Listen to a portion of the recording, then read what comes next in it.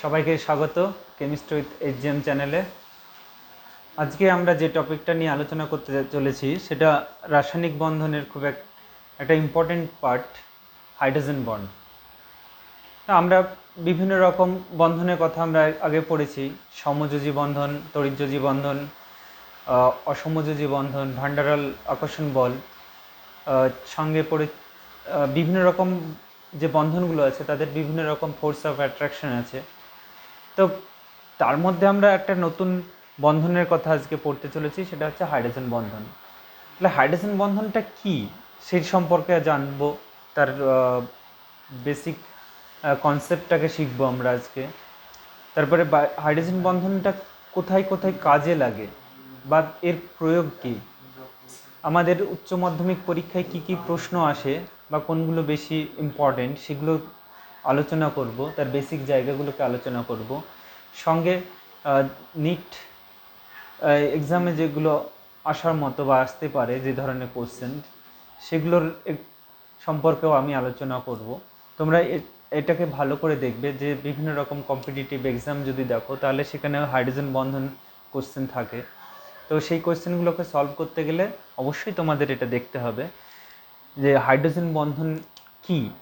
তাহলে হাইড্রোজেন বন্ধন, আমরা তো বিভিন্ন রকম বন্ধনের কথা উল্লেখ করলাম। হাইড্রোজেন বন্ধনটা হচ্ছে যে অন্যান্য যে বন্ধন আছে আয়নিক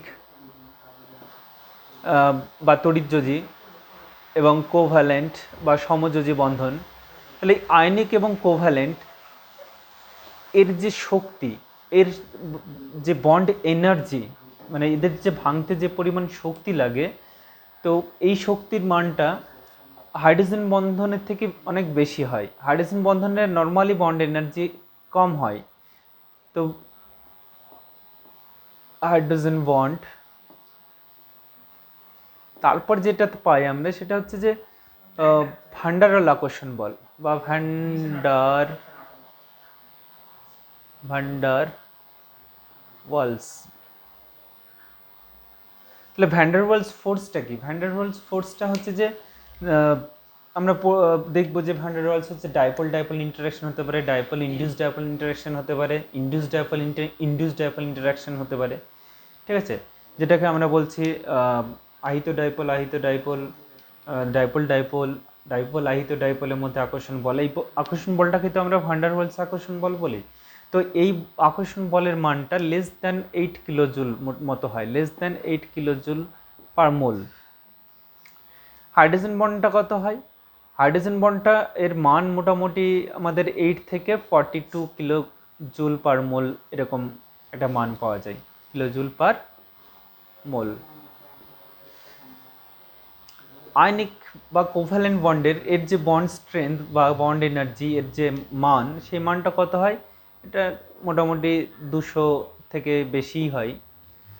তো নর্মালি আমরা দেখতে পাচ্ছি কি যে আয়নিক বা কোভ্যালেন্ট এবং কোঅর্ডিনেট বন্ড আর একটা আছে অসমযোজী বন্ধন।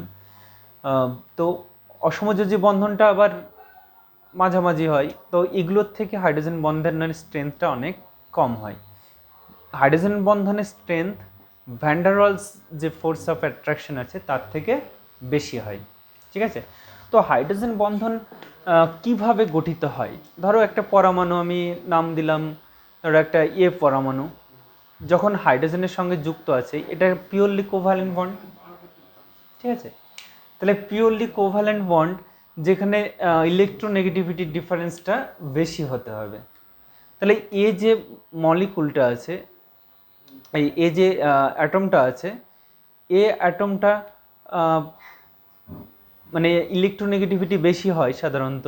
তাহলে এ অ্যাটমটা কি কি অ্যাটম হতে পারে? এখানে এ অ্যাটমটা আমাদের ফ্লোরিন হতে পারে, ক্লোরিন হতে পারে, ক্লোরিন সব সময় নয়, ফ্লোরিন, অক্সিজেন, নাইট্রোজেন। ঠিক আছে, তো এই পরমাণুগুলো যদি সরাসরি হাইড্রোজেনের সঙ্গে যুক্ত থাকে, হাইড্রোজেনের আকার ছোট, তার সঙ্গে যুক্ত যে পরমাণুটা তার তড়িৎ ঋণাত্মকতা অনেক বেশি, ইলেকট্রোনেগেটিভিটি যদি বেশি হয়, তাহলে কি করবে? ইলেকট্রোনেগেটিভিটি বেশি হলে সমযোজী বন্ধন যখন থাকবে তখন ইলেকট্রনগুলো কি করবে? হাইড্রোজেন থেকে এই ইলেকট্রনটা এরা নিয়ে নেবে। তাহলে এ কি হয়ে যাবে? বেশি ইলেকট্রোনেগেটিভ হয়ে যাবে, আর এটা বেশি ইলেকট্রো পজিটিভ হয়ে গেল। তাহলে এটা কি হলো? একটা ডাইপোল সৃষ্টি হলো। তাই তো? এবার ডাইপোল সৃষ্টি হওয়া বা ধ্রুবীয় হয়ে যাওয়ার জন্য তখন পাশের আর একটা, এটা মনে করো এখানে একটা বি পরমাণু আছে যার লোন পেয়ার ইলেকট্রন থাকতে পারে, ঠিক আছে? লোন পেয়ার ইলেকট্রন মানে মাস্ট বি প্রেজেন্ট, ফলে হাইড্রোজেন বন্ধনটা তৈরি হতে সুবিধা হয়। তাহলে বি একটা পরমাণু, বি পরমাণুটা কি করলো, বি পরমাণুটার সঙ্গে এ একটা ফোর্স অফ অ্যাট্রাকশন হলো, ফোর্স অফ অ্যাট্রাকশন একটা আকর্ষণ করছে, দেখো এটা নেগেটিভ এটা পজিটিভ, তাহলে এর ফলে একটা আকর্ষণ বল সৃষ্টি হলো। এই আকর্ষণ বলটা অন্য কিছু নয়, এটা হচ্ছে স্থির তাড়িতিক আকর্ষণ বল। এই যে আকর্ষণ বল, এই আকর্ষণ বলটাকেই বলছি আমরা হাইড্রোজেন বন্ড। ব্যাপারটা বোঝা গেল যে যখন একটা পরমাণু হাইড্রোজেনের সঙ্গে তীব্র তড়িৎ ঋণাত্মক পরমাণু সরাসরি যুক্ত থাকবে, তাহলে তাদের মধ্যে একটা ডাইপোল সৃষ্টি হবে। ডাইপোল সৃষ্টি হলে একটা ধনাত্মক আধান, মানে একটা ধনাত্মক আধান প্রাপ্ত হবে একজন, আর একজন ঋণাত্মক আধান প্রাপ্ত হলো, দিয়ে একটা আকর্ষণ মানে ফোর্স অফ অ্যাট্রাকশন বা আকর্ষণ বল সৃষ্টি হলো। এবার বি পরমাণুটা অবশ্যই তড়িৎ ঋণাত্মক মৌল হতে হবে, ফ্লোরিন, অক্সিজেন বা নাইট্রোজেন, ঠিক আছে? তবে একটা জিনিস মাথায় রাখবে যে নাইট্রোজেনের ইলেকট্রোনেগেটিভিটি কিন্তু 3.0, আর ক্লোরিনেরও তড়িৎ ঋণাত্মকতা হচ্ছে 3.0। তাহলে দুটোর তড়িৎ ঋণাত্মকতা সমান, কিন্তু ক্লোরিনকে আমরা হাইড্রোজেন বন্ধনে অত ব্যবহার করি না, দু একটা যৌগ ছাড়া, কয়েকটা বিশেষ ব্যতিক্রম ছাড়া আমরা ব্যবহার করি না, হাইড্রোজেন বন্ধন সৃষ্টি করে না। কিন্তু নাইট্রোজেন অনেক জায়গায় হাইড্রোজেন বন্ধন সৃষ্টি করে, ঠিক আছে? তাহলে নাইট্রোজেন কিন্তু সব জায়গায় হাইড্রোজেন বন্ধন সৃষ্টি করছে, কিন্তু ক্লোরিন আমাদের সব জায়গায় হাইড্রোজেন বন্ধন সৃষ্টি করছে না। তাহলে হাইড্রোজেন বন্ধন সৃষ্টি করতে কেন ক্লোরিন করছে না, কেন নাইট্রোজেন বেশি করে করছে? তাহলে এর সাইজ দেখতে হবে। Size of nitrogen is less than chlorine. ক্লোরিনের মোটামুটি এর হচ্ছে 0.99 অ্যাংস্ট্রং মতো হয়, আর এটা 0.70 অ্যাংস্ট্রং মতো হয় এর সাইজ। তাহলে এর সাইজ, ক্লোরিনের সাইজ বড়, তড়িৎ ঋণাত্মকতা নাইট্রোজেনের সঙ্গে সমান হওয়া সত্ত্বেও কিন্তু ক্লোরিন আমাদের হাইড্রোজেন বন্ধন সৃষ্টি করতে পারে না। দু একটা ক্লোরাল হাইড্রেট বা অর্থোক্লোরো মানে ফেনল, এইসব কয়েকটা যৌগ ছাড়া আমরা কিন্তু ক্লোরিনের হাইড্রোজেন বন্ধন দেখতে পাই না। তো আমাদের এবার হাইড্রোজেন বন্ধনটা, তাহলে কি বললাম যে হাইড্রোজেন বন্ধনটা কিন্তু সব দেখবে যে তোমরা এক্সেপশনাল কেস যেগুলো আছে আমাদের, যখন কোনো রিজন খুঁজে পাই না, কোনো আনসার দিতে গেলে যখন রিজন খুঁজে পাই না, তখন এই হাইড্রোজেন বন্ধনটা দিয়ে আমাদের ব্যাখ্যা করতে হয়, দেখবে, তাই তো? আর সবথেকে বেশি যে অ্যাপ্লিকেশনটা আছে হাইড্রোজেন বন্ধনে, সেটা হচ্ছে অর্গানিক কেমিস্ট্রিতে। দেখবে অর্গানিক কেমিস্ট্রিতে যত ধরনের আমরা এক্সেপশনাল কেসগুলোকে স্টাডি করব, তো সেই এক্সেপশনাল কেসগুলোকে স্টাডি করার সময় হাইড্রোজেন বন্ধনের কথা আমাদের মনে পড়বে। তো আমাদের হাইড্রোজেন বন্ধনের তাহলে কন্ডিশন কি, যে একটা হাইড্রোজেন বন্ধন তৈরি হতে গেলে আমাদের শর্তটা কি, তাই তো? তাহলে হাইড্রোজেন মানে বন্ধন তৈরি হতে গেলে অন্তত হাইড্রোজেন মানে একটা হাইড্রোজেন পরমাণু থাকতেই হবে, একটা হাইড্রোজেন পরমাণু থাকতেই হবে, ঠিক আছে? হাইড্রোজেন পরমাণু থাকতে হবে, এবং হাইড্রোজেন পরমাণুর সঙ্গে কি থাকতে হবে? হাইড্রোজেন পরমাণুর সঙ্গে একটা তড়িৎ ঋণাত্মক মৌল, তড়িৎ ঋণাত্মক মৌল থাকতে হবে, ঠিক আছে? হাইড্রোজেন পরমাণুর সঙ্গে একটা তড়িৎ ঋণাত্মক মৌল থাকতে হবে। যদি হাইড্রোজেন পরমাণুর সঙ্গে তড়িৎ ঋণাত্মক মৌল না থাকে, এবং তড়িৎ ঋণাত্মক মৌলটির অবশ্যই লোন পেয়ার ইলেকট্রন মানে নিঃসঙ্গ ইলেকট্রন জোড় থাকবে। এবার যে তড়িৎ ঋণাত্মক মৌলটা জুড়ে থাকবে তার সাইজ যেটা ইলেকট্রোনেগেটিভ অ্যাটম হবে, তার সাইজটা কি হবে? ছোট হতে হবে, ঠিক আছে? সাইজ ছোট হবে, স্মল সাইজের হতে হবে। তাহলে স্মল সাইজ যদি না হয়, তাহলে কিন্তু হাইড্রোজেন বন্ধন সৃষ্টি করতে পারবে না। তাহলে ফ্লুরিন, নাইট্রোজেন, অক্সিজেন, এদের সাইজ কি? ছোট, তাই এরা হাইড্রোজেন বন্ধন সৃষ্টি করতে পারে। তাহলে হাইড্রোজেন পরমাণু মানে হাইড্রোজেন বন্ধন সৃষ্টি হবে তখনই যখন তড়িৎ ঋণাত্মক মৌল যেটা থাকবে, সেই তড়িৎ ঋণাত্মক মৌলের অন্তত এক জোড়া নিঃসঙ্গ ইলেকট্রন থাকতেই হবে, ঠিক আছে? তাহলে এক জোড়া যদি নিঃসঙ্গ ইলেকট্রন না থাকে, তাহলে তারা হাইড্রোজেন বন্ধন সৃষ্টি করতে পারবে না। দেখো ফ্লুরিন যখনই বন্ধন সৃষ্টি করবে, এর মানে 3 জোড়া থাকবে, নাইট্রোজেনের একটা থাকে, অক্সিজেনের 2 জোড়া থাকে, মোটামুটি দেখা গেছে। তো এর প্রত্যেকটা পরমাণুর ক্ষেত্রেই কিন্তু এক জোড়া মিনিমাম এক জোড়া নিঃসঙ্গ ইলেকট্রন জোড় থাকতেই হবে, তবেই তারা হাইড্রোজেন বন্ধন সৃষ্টি করতে পারবে।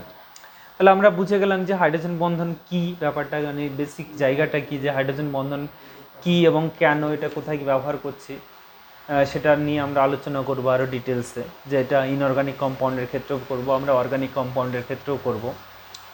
তো আমরা বললাম যে ফ্লোরিন একটা, বললাম যে নাইট্রোজেনের তড়িৎ ঋণাত্মকতা কত বললাম, 3, আবার ক্লোরিনের তড়িৎ ঋণাত্মকতা 3.0। কিন্তু দুজনের তড়িৎ ঋণাত্মকতা সমান হওয়া সত্ত্বেও এরা কিন্তু হাইড্রোজেন বন্ধন সৃষ্টি করতে পারে শুধু নাইট্রোজেন। ক্লোরিন কয়েকটা এক্সেপশনাল কেসে করে, আর মানে নাইট্রোজেন তো করেই। তো নাইট্রোজেনের অতটা স্ট্রং নয় যতটা ফ্লোরিনের স্ট্রং হবে, ঠিক আছে। তাহলে আমাদের কি হলো, এবারে আমরা যদি দেখি যে হাইড্রোজেন বন্ধনের যে স্ট্রেনগুলো দেখলাম তার কত হচ্ছে, 8 থেকে 42 কিলোজুল পার মোল ইনভার্স হয়, যেখানে সমযোজী বন্ধনের গ্রেটার দেন 200, মানে 200 থেকে প্রায় কত 400 মতো হয়, 200 থেকে 400 কিলোজুল পার মোল ইনভার্স হয়, ঠিক আছে। তারপরে হাইড্রোজেন বন্ধন কিন্তু নির্দিষ্ট একটা অভিমুখ আছে, যে হাইড্রোজেন বন্ধন যখন একটা গঠন করছে, একটা এ থেকে বি হাইড্রোজেন, এটা ডেল্টা প্লাস ডেল্টা মাইনাস, এর সঙ্গে হাইড্রোজেন বন্ধন তৈরি করলো বি পরমাণু, তাহলে একটা নির্দিষ্ট দিক আছে, মানে সব দিক কিন্তু হাইড্রোজেন বন্ধন তৈরি করবে না। যেদিকে তড়িৎ ঋণাত্মক মৌল থাকবে সেই দিকে সঙ্গে যখন হাইড্রোজেন যুক্ত থাকবে তখন এই যে আকর্ষণ হচ্ছে এখানে, স্থির তাড়িতিক আকর্ষণ, এই আকর্ষণের জন্যই এ যুক্ত আছে, বোঝা গেল। তারপরে হাইড্রোজেন বন্ধন তৈরি হবে তখনই যখন তার সঙ্গে তড়িৎ ঋণাত্মক মৌল যুক্ত থাকবে, ঠিক আছে। তো আমাদের মানে একই সঙ্গে অনেকগুলো অণু পরপর যুক্ত হয়ে হাইড্রোজেন বন্ধন গঠন করতে পারে, ঠিক আছে। আবার একটা অণু একটাই হাইড্রোজেন বন্ধন তৈরি করতে পারে, এরকম ব্যাপারগুলো থেকে যাবে, ঠিক আছে। তো আমাদের এবার দেখা যাক যে আমরা একটা উদাহরণ দিচ্ছি যে কোন হাইড্রোজেন বন্ধনটা তাহলে স্ট্রং হবে, এরকম একটা যদি আমরা উদাহরণ টানি, আমি একটা উদাহরণ দিচ্ছি, তাহলে তোমরা বলবে যে তাহলে আমরা কি দেখলাম, যে কন্ডিশন আমরা দেখলাম 1 নম্বর হচ্ছে ইলেকট্রোনেগেটিভিটি, 2 নম্বর কি দেখলাম স্মল সাইজ, আকারে ছোট, 3 নম্বর কন্ডিশন কি দেখলাম মিনিমাম একটা লোন পেয়ার থাকতেই হচ্ছে হাইড্রোজেন বন্ধনে। তাহলে এই হলো মেন 3টে কন্ডিশন। এবার এই 3টে কন্ডিশনকে ফলো করে আমাদের একটা উদাহরণ করব, যে আমরা যদি বলি যে কোন হাইড্রোজেন বন্ধনটি দৃঢ়, বা which of the following hydrogen bond is strong, মানে নিচের কোনটি হাইড্রোজেন বন্ধনটি দৃঢ়। ধরো আমরা এ পরমাণু হিসেবে অক্সিজেন দিলাম, হাইড্রোজেন, এর সঙ্গে মনে করো অক্সিজেনের সঙ্গে হাইড্রোজেন বন্ধন, অক্সিজেন হাইড্রোজেন, এর সঙ্গে মনে করো নাইট্রোজেন, এর সঙ্গে নাইট্রোজেন সমযোজী hydrogen dot dot dot dot nitrogen. অথবা এর সঙ্গে আরেকটা যদি দিই আমরা, নাইট্রোজেন সঙ্গে হাইড্রোজেন আছে, তার সঙ্গে অক্সিজেন আছে, এটা অপশন দিলাম আমরা এ, এটা অপশন দিলাম বি, এটা সি, এটা ডি। তাহলে ফটাফট বলে দাও দেখি এটা কোনটা হবে উত্তর, যে এই চারটে যেটা হাইড্রোজেন বন্ধন আমরা লিখলাম, চারটে হাইড্রোজেনের বন্ধনের মধ্যে কোন হাইড্রোজেন বন্ধনটা স্ট্রং হবে, ঠিক আছে। তাহলে কোন হাইড্রোজেন বন্ধনটা স্ট্রং হবে সেটা আমরা বলো দেখি। তাহলে আনসারটা তোমাদের পারলে দেখো, এখানে ম্যাক্সিমাম ক্ষেত্রে কি করব, আমাদের দেখো নাইট্রোজেনের সঙ্গে হাইড্রোজেন আছে, নাইট্রোজেনের সঙ্গে হাইড্রোজেন আছে, নাইট্রোজেন আছে, তাহলে নাইট্রোজেন হাইড্রোজেন বন্ডটার পোলারিটি অতটা বেশি হবে না, আমরা এই জন্য এই দুটোকে আমরা বাদ দিয়ে দেবো। তাহলে পোলারিটির দিক থেকে আমরা দেখব যে এটা অক্সিজেন আর হাইড্রোজেন আছে, এটা অক্সিজেন আর হাইড্রোজেন আছে, কোভ্যালেন্ট বন্ড। তো পোলারিটি বেশি হচ্ছে এই দুটোর মধ্যে, তাহলে এই দুটোর মধ্যে আমাদের উত্তর কি হবে, আমাদের আনসারটা কী হবে। এবার যেটা সবাই ভাববে বা যেটা সবাই করবে, যে আমাদের ম্যাক্সিমাম জনই উত্তর ভাববে কি বলতো, এটা মানে 99% এটাকে উত্তর ভাববে, কারণ এটা মোর ইলেকট্রোনেগেটিভ, এটাও ইলেকট্রোনেগেটিভ, ঠিক আছে। তাহলে এর ইলেকট্রোনেগেটিভিটি বেশি, তাহলে এর হাইড্রোজেন বন্ধনের স্ট্রংটা কিন্তু মানে মানে স্ট্রেংথটা বেশি হবে। তাহলে মানে স্ট্রেংথটা কিসের উপরে নির্ভর করে, মানে স্ট্রেংথ অফ হাইড্রোজেন বন্ড। এই strength of hydrogen bond depend করছে কার উপরে? এক নম্বর হচ্ছে ইলেকট্রোনেগেটিভিটি অফ অ্যাটম, ঠিক আছে, তড়িৎ ঋণাত্মকতার উপর নির্ভর করছে। তাহলে strength of hydrogen bond is inversely proportional to, এই যে মানে এটাকে যদি লিখি আমরা এ হাইড্রোজেন, এটা dot dot dot dot B, এই যে বি যে পরমাণুটা আছে, এই বি পরমাণুর তড়িৎ ঋণাত্মকতা মানে ইলেকট্রোনেগেটিভিটি অফ বি অ্যাটম এটার সঙ্গে inversely proportional. Electronegativity of B atom এর সঙ্গে ইনভার্সলি প্রপোর্শনাল, মানে এর সঙ্গে ব্যস্তানুপাতিক সম্পর্ক। এই ব্যস্তানুপাতিক সম্পর্ক হওয়ার জন্য দেখো এখানে এ অক্সিজেন, এটা নাইট্রোজেন, তাহলে নাইট্রোজেনের তড়িৎ ঋণাত্মকতা কম, তাহলে স্ট্রেংথটা কী হচ্ছে? বেশি হচ্ছে। আর অক্সিজেনের তড়িৎ ঋণাত্মকতা বেশি, তার মানে প্রথম শর্তটা হচ্ছে তড়িৎ ঋণাত্মকতার, এইখানে তড়িৎ ঋণাত্মকতা দুটো সমান আছে, কিন্তু বি অ্যাটম যেটা আছে সেটার সঙ্গে এটা হচ্ছে ইনভার্সলি প্রপোর্শনাল। এই ক্ষেত্রে হাইড্রোজেন নাইট্রোজেনের থেকে অক্সিজেনের তড়িৎ ঋণাত্মকতা বেশি, তাই আনসারটা হবে বি। বোঝা গেল? তো এই ব্যাপারটাকে আমাদের কিন্তু খেয়াল রাখতে হবে যে কার স্ট্রেংথ বেশি হবে তার দুটো বিষয়ের উপর নির্ভর করবে, ইলেকট্রোনেগেটিভিটি আর হচ্ছে electronegativity of A atom and electronegativity of B atom. তো কনসেপ্ট যদি আমাদের ক্লিয়ার না থাকে তাহলে উত্তর লেখা তো কঠিন হয়। আমাদের হাইড্রোজেন বন্ধনের আমাদের যেটা সব থেকে বেশি ব্যবহৃত যে হাইড্রোজেন আর ফ্লোরিন যদি দেখা হয়, হাইড্রোজেন ফ্লোরিন এগুলো সমযোজী বন্ধন, হাইড্রোজেন ফ্লোরিন, হাইড্রোজেন ফ্লোরিন। তাহলে স্বাভাবিকভাবে হাইড্রোজেনটা পজিটিভ চার্জ,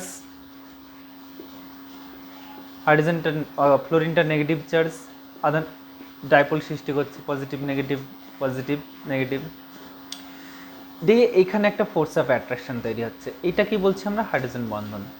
এবার এই যে জিগজ্যাগ ইনফাইনাইট, তাই তো, ইনফাইনাইট একটা জিগজ্যাগ চেন হাইড্রোজেন ফ্লোরাইডের এটা এন সংখ্যক অণু হাইড্রোজেন বন্ধন তৈরি করছে।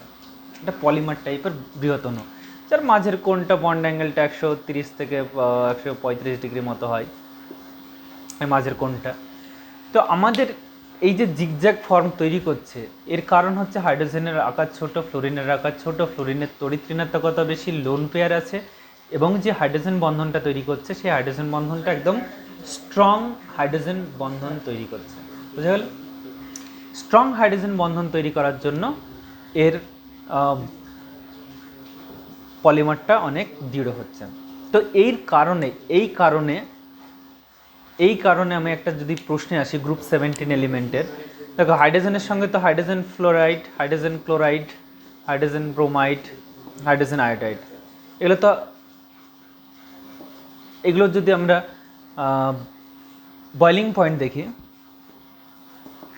স্ফুটনাঙ্ক দেখি, তাহলে স্ফুটনাঙ্ক কার উপর নির্ভর করে? বয়লিং পয়েন্টটা নির্ভর করে মাসের উপরে, মোলার মাস, ভরের উপর নির্ভর করে। আর কার উপরে নির্ভর করছে? বয়লিং পয়েন্টটা দুটো জিনিসের উপর নির্ভর করছে, একটা এটা হচ্ছে ভান ডের ওয়াল ফোর্স, জেনারেলি এই দুটোর উপর নির্ভর করে। যার মোলার মাস বেশি হয় এবং ভ্যান ডের ওয়াল ফোর্স বেশি হয় তার ক্ষেত্রে বয়লিং পয়েন্ট বেশি হয়। সেই ক্ষেত্রে হাইড্রোজেন আয়োডাইড সব থেকে বেশি হওয়ার কথা, তারপরে এটা। কিন্তু এখানে যে অর্ডারটা হয় সেই অর্ডারটা হচ্ছে হাইড্রোজেন ফ্লোরাইড সব থেকে বেশি, তারপরে হচ্ছে হাইড্রোজেন আয়োডাইড, তারপরে হাইড্রোজেন ব্রোমাইড, তারপরে হাইড্রোজেন ক্লোরাইড।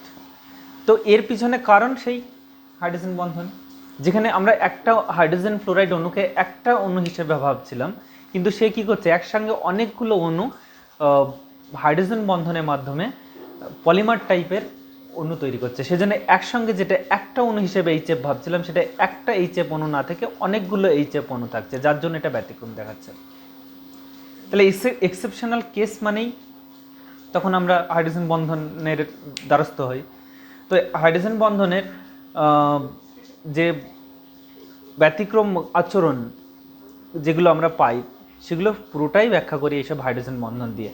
আবার একইভাবে জলের ব্যাখ্যাটা করা যেতে পারে যে জলের অক্সিজেন হাইড্রোজেন, মনে করে এখানে হাইড্রোজেন অক্সিজেন হাইড্রোজেন এর সঙ্গে আবার অক্সিজেন হাইড্রোজেন, মানে পরপর চলতে থাকবে। এখানেও এরকম করে হাইড্রোজেন অক্সিজেন এরকম করে পরপর হাইড্রোজেন বন্ধন মানে চলবে আর কি, যেখানে হাইড্রোজেনের জলের কত এন সংখ্যক অণু পরপর হাইড্রোজেন বন্ধনের মাধ্যমে যুক্ত থাকবে। দিয়ে গ্রুপ এটা যদি 16 ধরি তাহলে গ্রুপ 16তে কোন কোন অ্যাটম আছে? জল, H2S, H2AC, H2TA। তাহলে এইগুলোর মধ্যে কার বয়লিং পয়েন্ট বেশি হবে, স্ফুটনাঙ্ক বেশি হবে? তাহলে স্ফুটনাঙ্ক কার উপর নির্ভর করছে বললাম? মাস, ভরের উপরে এবং ভ্যান ডার ওয়াল ফোর্সের উপরে। সেক্ষেত্রে এটার বেশি হওয়ার কথা, তারপরে এটা, তারপরে এটা, তারপরে এটা। কিন্তু হাইড্রোজেন বন্ধন এই হিসাবটাকে পুরো উল্টে দেয়। উল্টে দেয় বলতে কীরকম? হওয়ার কথা ছিল H2TE, কিন্তু হয় জলের সব থেকে বেশি, তারপরে কার? তারপরে হচ্ছে H2TE, তারপরে নর্মাল অর্ডারটা চলে আসবে H2AC, সেখানে আর হাইড্রোজেন বন্ধন ক্রিয়া করছে না। তাহলে এই এক্সেপশনাল যেগুলো কেস, তো এক্সেপশনাল কেসগুলো তখন আমরা হাইড্রোজেন বন্ধন দিয়ে ব্যাখ্যা করি। হাইড্রোজেন বন্ধনের এক্সেপশনাল কেসের প্রচুর এক্সাম্পল আমরা দেখব অর্গানিক কেমিস্ট্রিতে, ঠিক আছে? তাহলে এরপরে আরও ইন্টারেস্টিং আমরা উদাহরণ দেখব, হাইড্রোজেন বন্ধনের ভাগগুলো দেখব। তোমরা পরপর স্কিপ না করে পরপর দেখবে, নাহলে বিভিন্ন রকম প্রবলেম মিস হয়ে যাবে। তো দেখো, এবার নাইট্রোজেন হাইড্রোজেন বন্ধন গঠন করে, তার উদাহরণ হিসেবে আমরা অ্যামোনিয়া অণুকে নিলাম। তাহলে অ্যামোনিয়া অণুকে আমরা যদি দেখি, অ্যামোনিয়া লিখলাম আমরা, এখানকার লোন পেয়ারটা আছে, লোন পেয়ারটা পরের একটা হাইড্রোজেনের সঙ্গে হাইড্রোজেন বন্ধন সৃষ্টি করছে। তাহলে এইভাবে নাইট্রোজেনের লোন পেয়ার পরে একটা হাইড্রোজেন পরমাণুর সঙ্গে এরকম করে যুক্ত হয়ে লোন পেয়ার দিয়ে এইভাবে পরপর হাইড্রোজেন বন্ধন সৃষ্টি করছে, ঠিক আছে? তাহলে এইভাবে হাইড্রোজেন বন্ধনটা পরপর বাড়তেই থাকছে। আবার যদি দেখি যে অ্যাসিটিক অ্যাসিড অণু যেটা আছে, বা বোরিক অ্যাসিড, অ্যাসিটিক অ্যাসিড, এগুলো কি করে? এরা ডাইমার গঠন করে। ডাইমার মানে দুটো অণু, যেমন অ্যাসিটিক অ্যাসিড CH3CH, এর যদি গঠন আমরা একটু কায়দা করে লিখি, তাহলে এখানে আমরা অ্যাসিটিক অ্যাসিডের আর একটা অণু লিখে দিই,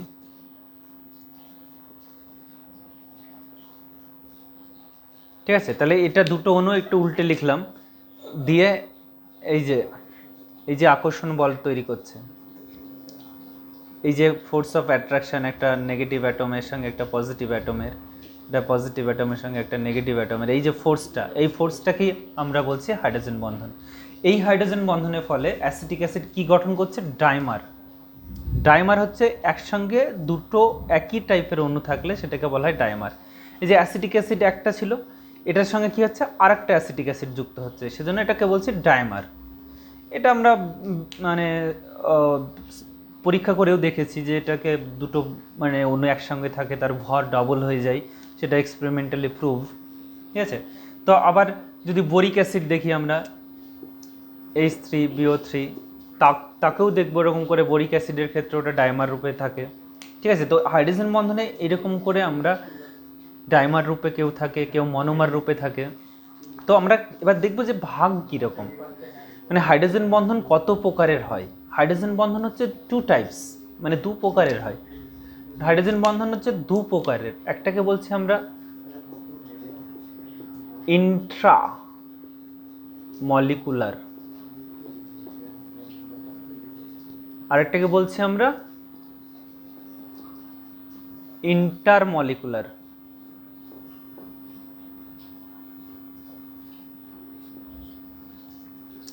একটাকে বলছি ইন্ট্রামলিকুলার, আর একটাকে বলছি ইন্টারমলিকুলার। তাহলে ইন্ট্রামলিকুলার আর ইন্টারমলিকুলার এই দুটোকে এবার আমরা দেখব যে কোনটা ইন্ট্রা মানে হচ্ছে অন্ত। অন্ত বলতে কি, মানে যদি একই অণুর মধ্যে হয় ব্যাপারটা, মানে একই দেশের মধ্যে, আমাদের একটা জেলার মধ্যে হলে সেই আন্তঃজেলা, যদি জেলা থেকে যদি অপর জেলার সঙ্গে কোনো কিছু হয় খেলাধুলো, তখন আমি বলি আন্ত। ইন্টারন্যাশনাল আমরা বলি না, ইন্টারন্যাশনাল, আন্তর্জাতিক। তাহলে একটা হচ্ছে অন্ত আর একটাকে বলছি আন্ত। ইন্ট্রাটাকে বলা হয় অন্ত আণবিক হাইড্রোজেন বন্ধন, আর ইন্টারটাকে বলা হয় আন্ত আণবিক হাইড্রোজেন বন্ধন। তাহলে আন্ত আণবিক হাইড্রোজেন বন্ধনটা কি? আন্ত আণবিক হাইড্রোজেন বন্ধনটা হচ্ছে মিনিমাম আমাদের টু ডিফারেন্ট মলিকুল লাগে, মানে আলাদা আলাদা দুটো অণু। আচ্ছা, আলাদা আলাদা দুটো অণু মানে এখানে অন্য কিছু ভাবার দরকার নেই যে দুটো অণু কি একদম পুরোপুরি আলাদা অণু, ব্যাপারটা তা নয়। যে এখানে যেমন অ্যামোনিয়ার একটা অণু আছে, এখানেও একটা অ্যামোনিয়ার অণু আছে, তাহলে দুটো অ্যামোনিয়া অণু আলাদা, সেজন্য টু ডিফারেন্ট অণু বা টু ডিফারেন্ট মলিকুল, ঠিক আছে? তাহলে তো টু ডিফারেন্ট মলিকুল এখানে থাকবে, সে একই রকম হতে পারে বা আলাদা রকম হতে পারে, তাদের মধ্যে যে বন্ধনটা তৈরি হবে সেই বন্ধনটাকে বলা হয় আন্ত আণবিক হাইড্রোজেন বন্ধন, ঠিক আছে? সেটাকে বলছি আমরা আন্ত আণবিক হাইড্রোজেন বন্ধন। এখানেও আন্ত আণবিক হাইড্রোজেন বন্ধন তৈরি হয়েছে দুটো অণু আলাদা থাকার জন্য, বোঝা গেল? তাহলে এবার অন্ত আণবিকের উদাহরণ আমরা দিই। অন্ত আণবিক হাইড্রোজেন বন্ধনের উদাহরণ আমরা একটা দেখি যে কি একটা উদাহরণ দেওয়া যায়। ক্লোরাল হাইড্রেট, এমনি ক্লোরিন তো সাধারণত হাইড্রোজেন বন্ধন তৈরি করে না, কিন্তু ক্লোরাল CCl3CHO এই যৌগটাকে যদি জল যোগ করা হয়, ঠিক আছে, তাহলে সেটাকে হাইড্রেট যৌগ বলা হয় CCl3CHOH। এমনি নর্মালি এই হাইড্রেট যৌগগুলো অস্থায়ী হয়, কিন্তু ক্লোরাল হাইড্রেট যেটা যৌগ, সেই যৌগটা স্থায়ী হয়। কেন স্থায়ী হয়? তার কারণ হচ্ছে যে কার্বনের সঙ্গে তো ক্লোরিন আছে, এবার কার্বনের সঙ্গে হাইড্রোজেন আর দুটো OH গ্রুপ। দেখো এই মলিকুলটাকে কি ভাববে, এটাকে মনে করো এ টাইপ, এর সঙ্গে কি আছে? হাইড্রোজেন আছে, এটা এ, এটা হাইড্রোজেন, আর এটাকে বি মলিকুল, এটাকে বি মলিকুল ভাবো। তাহলে এইখানে একটা তড়িৎ ঋণাত্মকতার আকর্ষণ হচ্ছে, এটা ডেল্টা নেগেটিভ, এটা ডেল্টা পজিটিভ। তাহলে এই যে আকর্ষণ বলের সাহায্যে, মানে অ্যাকচুয়ালি এই অক্সিজেন পরমাণু থাকার জন্য ক্লোরিন হাইড্রোজেন বন্ধন সৃষ্টি করতে পারছে। আর আমরা দেখলাম যে হাইড্রোজেন বন্ধনের স্ট্রেংথটা ডিপেন্ড করে কার উপরে? বি পরমাণু যেটা হবে তার ইলেকট্রোনেগেটিভিটির উপরে ইনভার্সলি প্রপোর্শনাল, মানে ব্যস্তানুপাতিক সম্পর্ক। সেজন্য এই অণুটা কিন্তু স্থায়ী হয়। বাকি সাধারণত হাইড্রেট যৌগগুলো, এই হাইড্রেট যৌগগুলো অস্থায়ী হয়, মানে এরা জল যুক্ত হয় ঠিকই, কিন্তু আবার ভেঙে গিয়ে আবার পুনরায় অ্যালডিহাইড যৌগে বা কোনো জল বের করে দেয় সঙ্গে সঙ্গে। কিন্তু ক্লোরাল হাইড্রেট যৌগটা স্থায়ী হয়, আর এটা একটা অণুর মধ্যে, এটা হচ্ছে একটাই অণুর মধ্যে, একটা অণুর মধ্যেই হয়েছে বলে, এখানে দুটো আলাদা অণু নয়, এটা একটাই অণু, ঠিক আছে? তাহলে একটা অণুর মধ্যে হয়েছে বলে এটাকে বলছি আমরা অন্ত আণবিক হাইড্রোজেন বন্ধন। অন্ত আণবিক হাইড্রোজেন বন্ধন, ঠিক আছে? এটাকে বলছি আমরা অন্ত আণবিক হাইড্রোজেন বন্ধন। তাহলে অন্ত আণবিক এবং আন্ত আণবিক দুটোই বোঝা গেল, ক্লিয়ার হলো সবার? তাহলে অন্ত আণবিক হাইড্রোজেন বন্ধন কাকে বলে, আন্ত আণবিক হাইড্রোজেন বন্ধন কাকে বলে, সেটা আমরা মোটামুটি জেনে নিলাম। এবার আমরা কিছু প্রবলেম দেখব, আর প্রবলেম দেখার জন্য তোমরা পার্ট 2টা দেখবে, অবশ্যই দেখবে প্রবলেমগুলোকে। আমি পার্ট